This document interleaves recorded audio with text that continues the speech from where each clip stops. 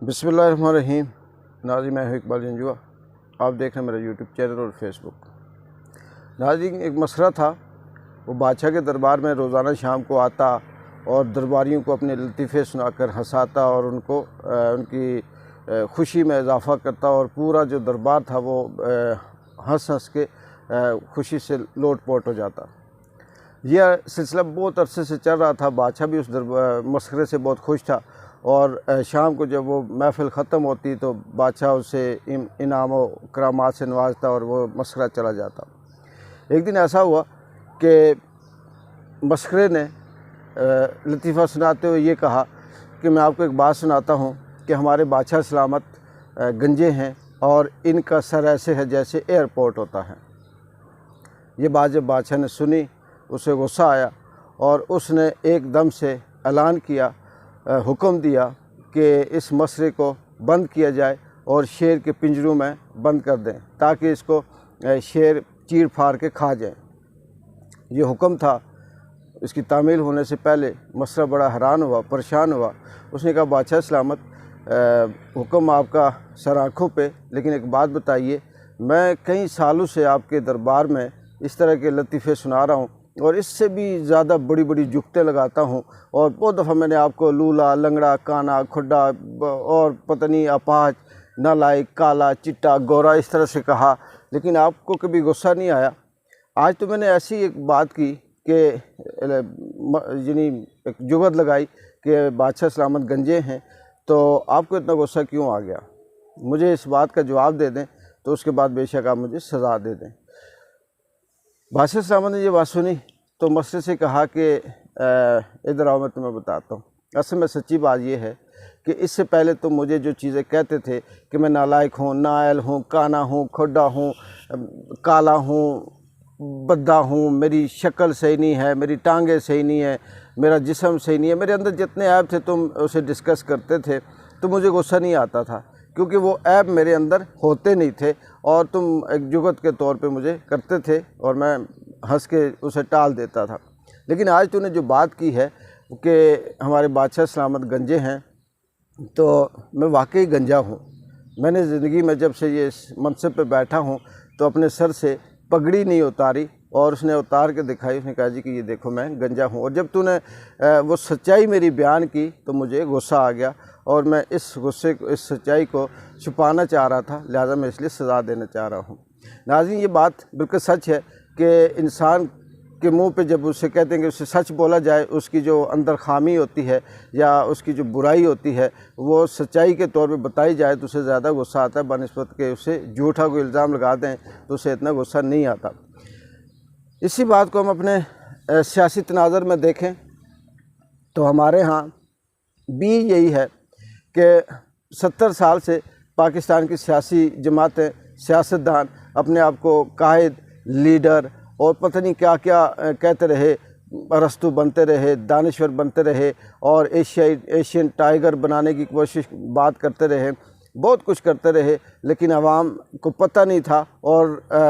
आवाम उन पे यकीन करते हुए ये सब बातें मानती और वो इस पे खुश होते। लेकिन जब पाकिस्तान तहरीक इंसाफ की अगर आप देखें, इमरान खान, वो आज से 26 साल से लेके अब तक उनका एक ही बयानिया है और वो बयानिया ये चोर, लुटेरे, करप्शन और मैं इन करप्ट लोगों को नहीं मानूंगा और इन करप्ट लोगों को बेनकाब करूंगा, ये उनका शुरू से लेके आज तक उनकी तहरीक का हिस्सा रहा।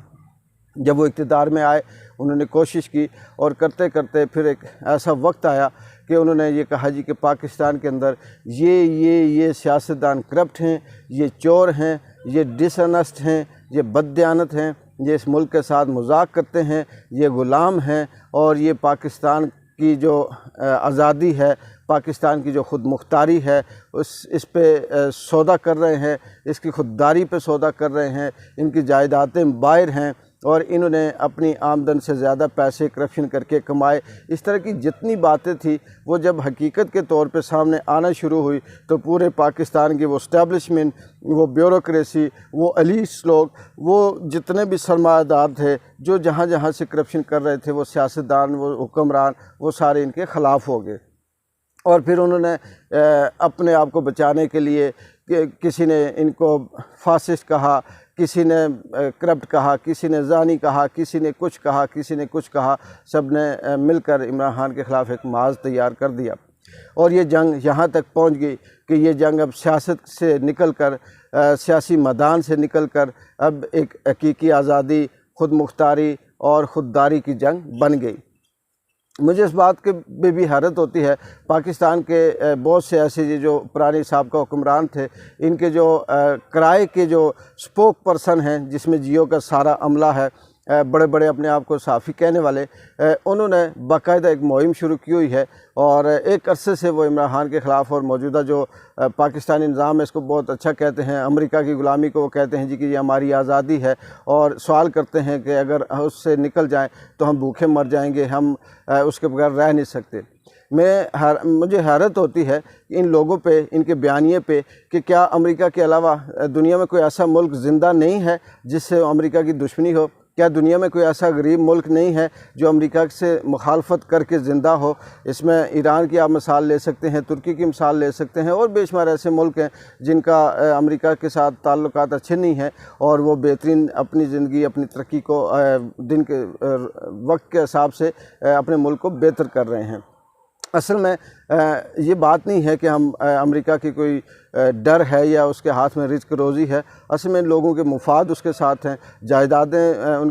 باہر ہیں، اور یورپ میں ان کے جتنے بھی ساسے ہیں وہ سارے ان ملکوں میں ہیں جو امریکہ کے دوست ہیں، جس کی وجہ سے یہ لوگ یہ بات سننے کو تیار نہیں ہیں۔ یہ بات کرتے کرتے یہاں تک پہنچ آئی کہ عدم اعتماد کی تحریک پیش ہونے کے بعد عمران خان کی حکومت کو یہ سوچ کر ختم کیا گیا کہ اس کے ساتھ کوئی بھی نہیں ہے، اور پھر عوام کا جمع غفیر، ایک ایسا مومنٹم جہاں ہزاروں لوگ جمع کرنا مشکل ہوتے تھے، وہاں لاکھوں لوگ نکل آئے، اور عمران کی حکومت ختم کرنے کے بعد اب اس کے خلاف انہوں نے ایک مکمل طور پر طاقت کا استعمال کرنے کی کوشش کی۔ اب اس کے بعد جو اگلا فیز تھا وہ یہ تھا کہ اس وقت عمران خان کو آخری جو گجرانوالہ کا جلسہ ہوا، وہ بھی بہت شاندار قسم کا جلسہ ہونے کے بعد اسے بہت سے ایسے حلقوں سے پیغامات آنے شروع ہوئے کہ اب آپ کچھ اپنا زور کم کریں اور ہم الیکشن کی طرف جائیں گے، سپٹمبر اکتوبر تک الیکشن ہو جائیں گے۔ لیکن سننے میں یہ آیا ہے کہ عمران خان اس بات پہ راضی نہیں ہے، اور وہ ان کی کسی بات پہ یقین نہیں رکھتے، اور جس کی وجہ سے یہ کہا جا رہا ہے کہ ہو سکتا ہے کہ بنی گالہ میں عمران خان کو نظر بند کرنے کی کوشش کی جائے یا کی جا رہی ہے۔ اس کی جو تازہ ترین اپڈیٹ تھی وہ یہ تھی کہ بنی گالہ کے ارد گرد کم از کم 8 سے 10 ہزار تک کے جو لوگ ہیں، تحریک انصاف کے جو کارکن ہیں، ان کو ایکٹیو کر دیا گیا ہے، اور 2 سے 2.5 ہزار جو کارکن ہیں وہ بنی گالہ کے ارد گرد پہرا دے رہے ہیں، اور یہ اسی خطرے کی پیش نظر پہرا دے رہے ہیں کہ کہیں نہ کہیں عمران خان کو کوئی نقصان نہ پہنچا دے یا اس کو نظر بند نہ کیا جائے۔ ماضی کی نسبت